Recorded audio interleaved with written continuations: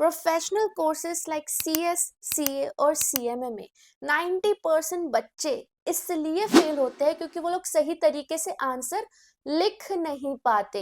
Yes guys, answer present करना तो secondary चीज है, बच्चे आंसर लिख ही नहीं पाते। ये आप मानो या ना मानो, आपको कोई भी कॉन्सेप्ट कितने ही अच्छे तरीके से क्यों ना आता हो, बट अगर आपको एक पेन और एक पेपर पकड़ा दिया जाए और आपको कहा जाए कि वो कॉन्सेप्ट लिखो, तो स्टार्टिंग में आप भी डगमगाओगे, आपको भी नहीं समझेगा कहाँ से शुरू करना है, क्या लिखना है। एंड ये इसलिए होता है क्योंकि हम प्रैक्टिस नहीं करते, राइटिंग प्रैक्टिस नहीं करते। यार, क्रिकेट मैच खेलने से पहले भी टेस्ट मैच होता है।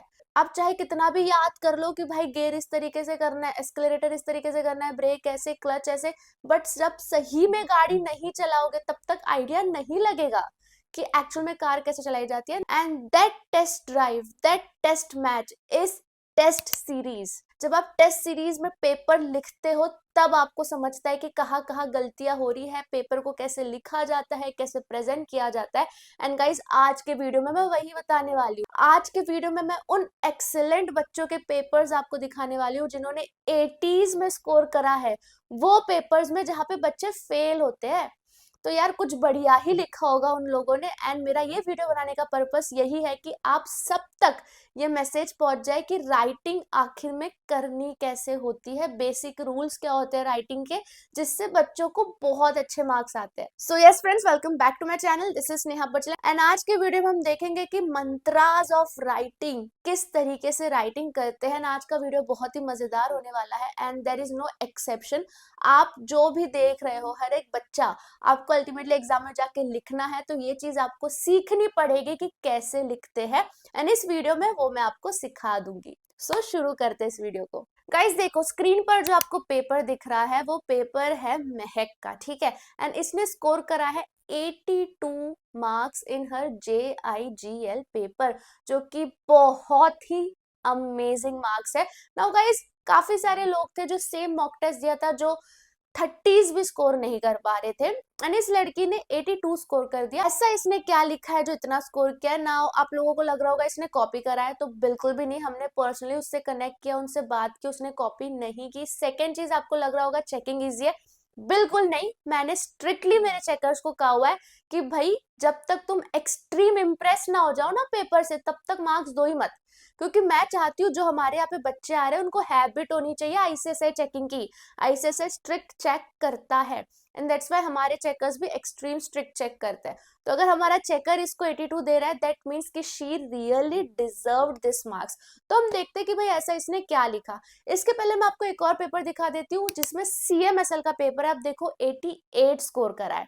ना ये सब बच्चे इंडिपेंडेंटली अपना खुद का पेपर देके इतना मार्क्स उन्होंने स्कोर करा है। एंड ऐसा भी नहीं है कि इन लोग स्टार्टिंग से ही इतना अच्छा स्कोर करते थे, इन्होंने रेगुलर टेस्ट देके, रिव्यूज पर ध्यान देके ऐसा स्कोर किया।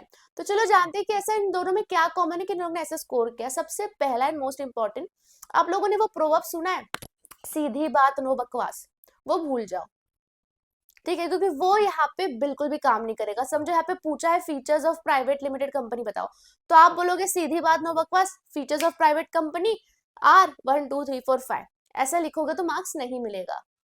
मार्क्स मिल भी जाएगा तो ज्यादा नहीं मिलेगा। तो मार्क्स ज्यादा कैसे मिलेंगे? इंट्रोडक्शन, पहले बताओ प्राइवेट लिमिटेड कंपनी क्या होती है, देन फीचर स्टार्ट करो, एंड फीचर्स में 6-7 पॉइंट्स लिखो, एंड देन कंक्लूड करो।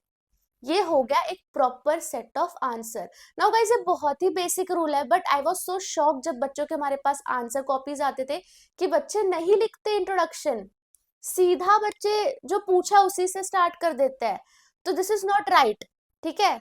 आपको प्रॉपर इंट्रोडक्शन लिखना ही होगा, तो ही आपको अच्छे मार्क्स मिलेंगे। अगर आप रैंक एम कर रहे हो, आप अच्छे मार्क्स से पास होना चाहते हो, this is how we write introduction, main content and conclusion. रही बात केस स्टडी की, तो केस स्टडी में सबसे पहले, चलो आपको पता है कि इस केस स्टडी का आंसर है कि नहीं भाई, एक्स सही है।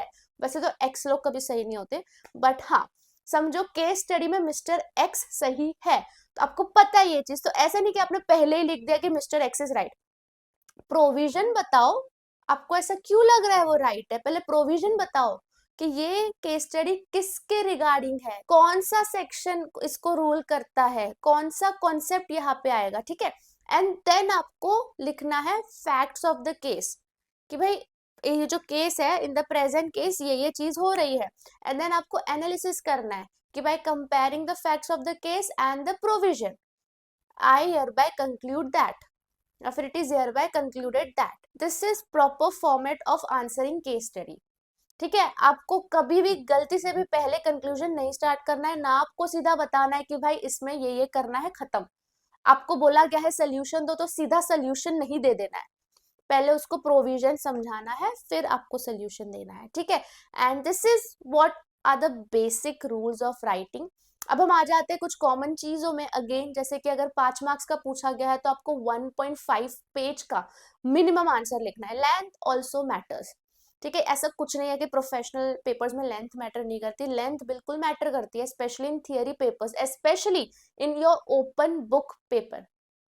तो लेंथ तो लिखनी होगी भाई आपको। और 5 मार्क्स के लिए 1.5 पेज, 4 मार्क्स के लिए 1 पेज, 3 मार्क्स के लिए आधा पेज, यानी इस तरीके से आप आइडिया लगा लो कि भाई इतना तो लिखना होगा। 6 मार्क्स के लिए एटलीस्ट 2 पेज, तब जाके तो चेकर आपको मार्क्स देगा।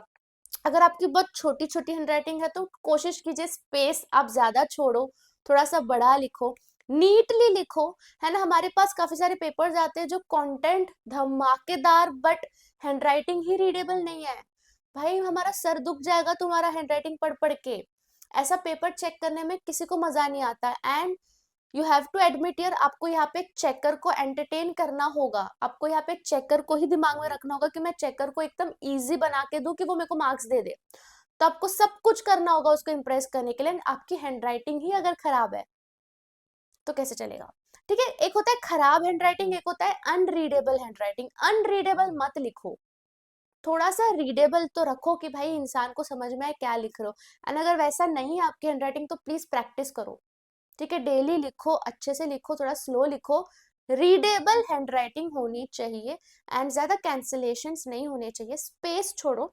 अगर आप पैराग्राफ में लिख रहे हो तो दूसरा पैराग्राफ नेक्स्ट लाइन में नहीं आना चाहिए, स्पेस छोड़ो। मैं बोलूंगी पॉइंटर्स में लिखो, वो ज्यादा बेटर होता है। लाइक पैराग्राफ और पॉइंटर्स का भी कॉम्बिनेशन बना सकते हो। तो इस तरीके से ये कुछ बेसिक प्रेजेंटेशन रूल्स है जो फॉलो करने चाहिए, है ना। ऐसा नहीं कि आप कैसे भी बना के पेपर दे दो और बोलो भाई मैं तो लिख के आया था, मेरे को मार्क्स क्यों नहीं मिला। एंड गाइस मैं पर्सनलाइज चीजों में बहुत मानती हूँ। लाइक आप पर्टिकुलरली कहाँ गलत जा रहे हो ये आइडेंटिफाई करना बहुत जरूरी है। यूट्यूब वीडियोस जैसे मैं बनाती हूँ और भी बहुत लोग बनाते हैं, ये हम कॉमन चीजें बताते हैं, बट आपको पर्सनली कहाँ गलती हो रही है ये आइडेंटिफाई करना आपकी रिस्पॉन्सिबिलिटी है। इसमें रैंकर्स वेव कहीं ना कहीं आपकी हेल्प कर ही देगा, क्योंकि जो भी बच्चे हमारे पास आते हैं हम उनको पर्सनलाइज रिव्यू देते हैं कि तुम्हारी ये गलती थी और तुम्हारा ये स्ट्रॉन्ग पॉइंट था, तुम्हारा ये वीक पॉइंट था, जिससे आप खुद ही देखो बच्चे कितना इंप्रूव कर जा रहे हैं। एंड आई थिंक ये आपके लिए बहुत ही ज्यादा जरूरी है और बहुत ही ज्यादा हेल्पफुल भी हो जाता है जब आपको कोई बताए कि भाई तू एक्चुअल में गलत कहा जा रहा है, तो आपको बस उसी चीज में इंप्रूव करना है। एंड ये मेंशन करने की जरूरत नहीं है, बट यहाँ पे बेस्ट पार्ट मुझे लगता है कि रैंकर्स में आपको 24/7 डाउट सॉल्विंग पार्ट मिल जाता है, कॉम्प्लीमेंट्री सर्विस मिल जाती है जो कोई और टेस्ट सीरीज में नहीं है। यहाँ पे आपको कोई भी डाउट हो, स्टडी डाउट हो, आप हमें पूछ सकते हो, हमारा ग्रुप है, हमारा नंबर है, आपको रिप्लाई आ जाएगा। प्लस यहाँ पे जो चेकिंग होती है वो 48 आवर्स के अंदर होती है, आपको पेपर मिल जाता है with your personalise review.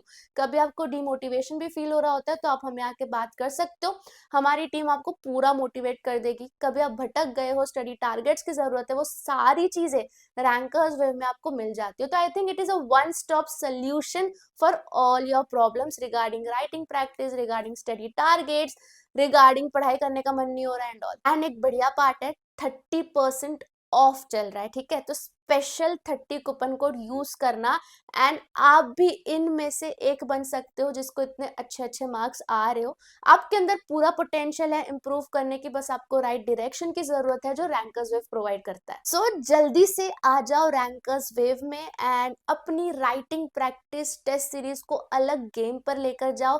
And यहाँ पे आप आके रिग्रेट तो बिल्कुल नहीं करोगे। बाकी आई गेस आपको समझ आ ही गया होगा कि राइटिंग प्रैक्टिस के रूल्स क्या है, राइटिंग किस तरीके से करते हैं। और भी कुछ डाउट हो तो प्लीज मुझे कमेंट सेक्शन पर बताना। हम मिलते हैं दूसरे वीडियो में, बाय, बेस्ट ऑफ लक।